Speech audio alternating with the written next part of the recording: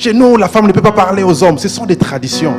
Beaucoup passent parfois à côté de l'évangile à cause des traditions.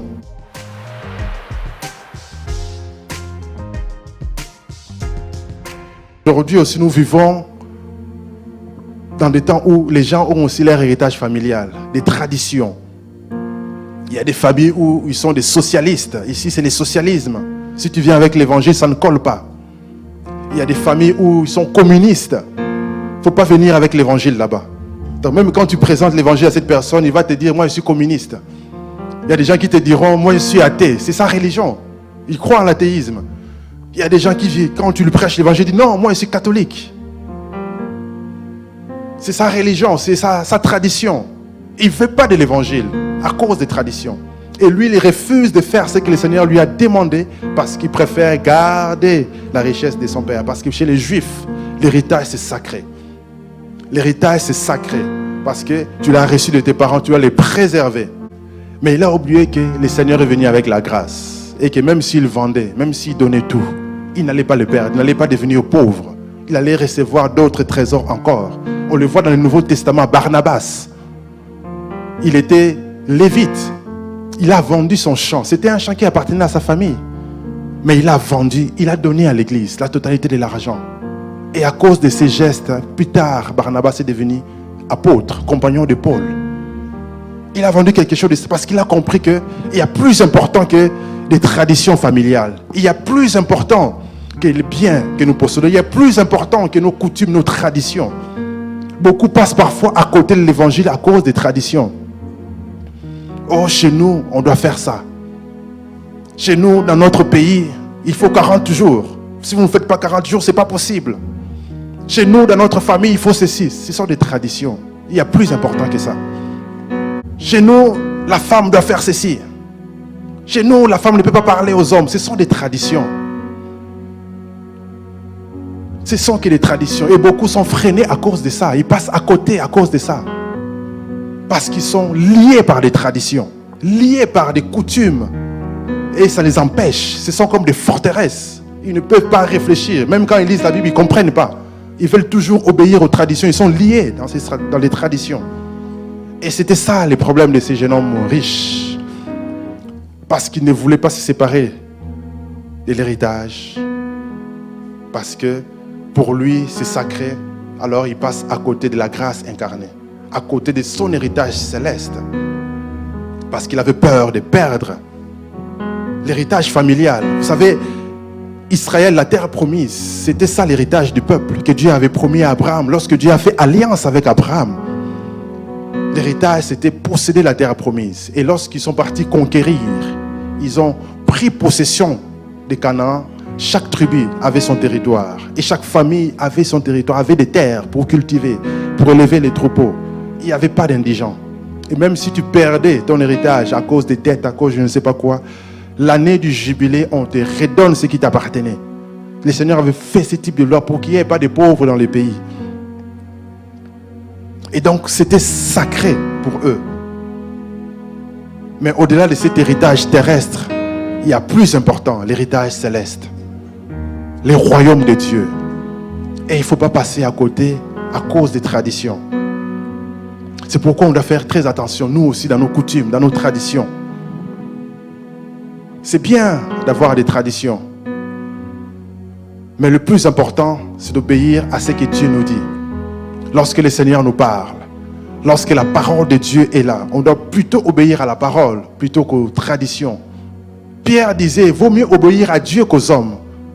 Les traditions ne sont que humaines, des traditions humaines, nos coutumes, nos traditions.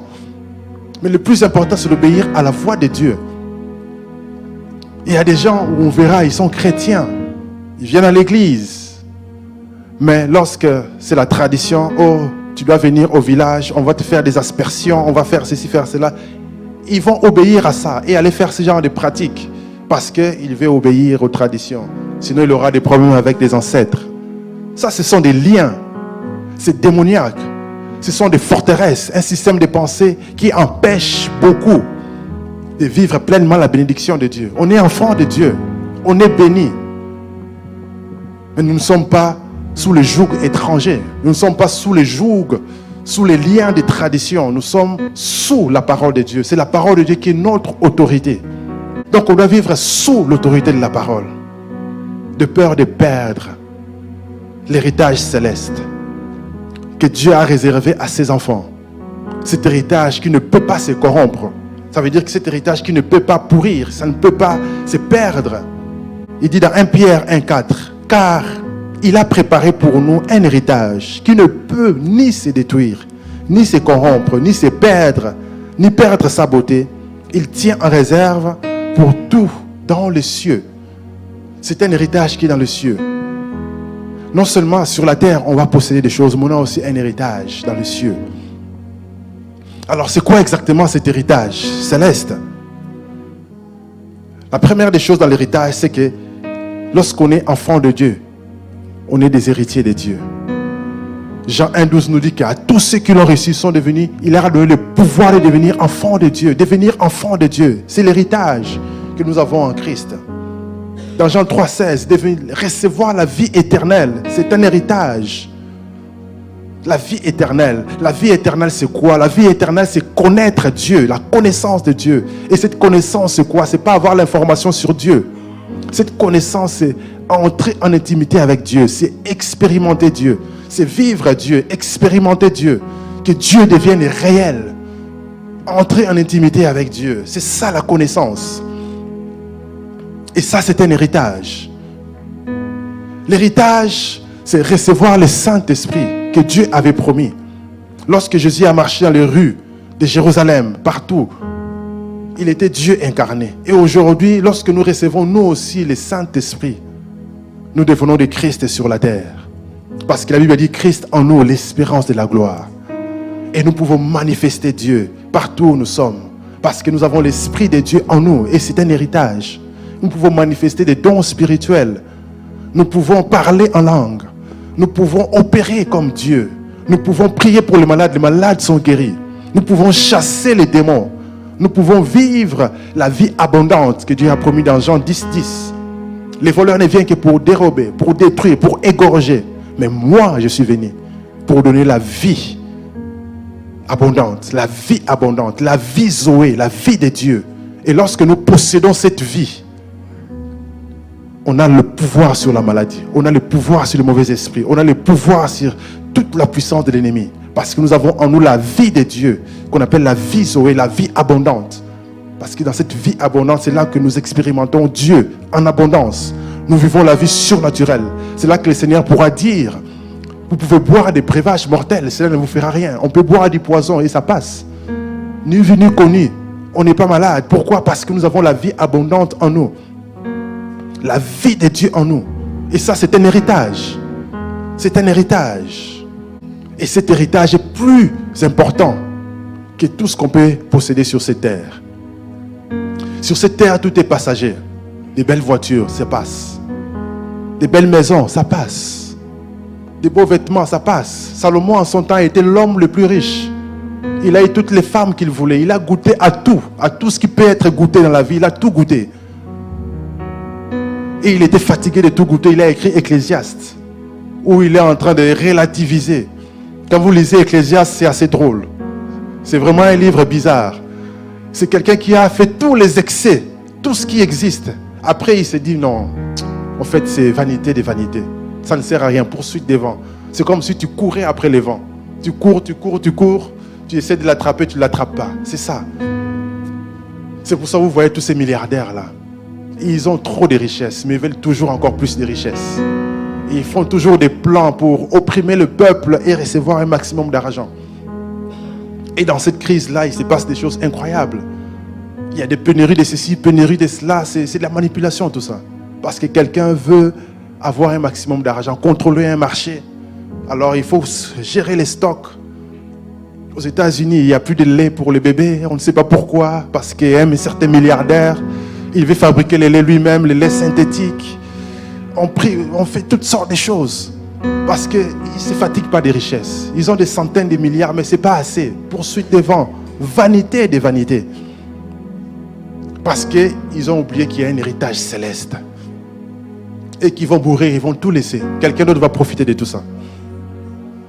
C'est pourquoi on doit être éveillé. On doit rechercher d'abord ce qui est essentiel. C'est bien d'avoir des richesses pour financer les royaumes de Dieu. Mais des richesses pour des richesses, ça ne sert à rien. Beaucoup de ces gens-là, il y en a qui sont des fous. Surtout celui qui fabrique des voitures électriques là. Il a des vrais problèmes dans la tête, psychologiques. Malade, ça ne va pas dans sa tête. Parce qu'il continue toujours à poursuivre l'argent, jusqu'où, on ne sait pas.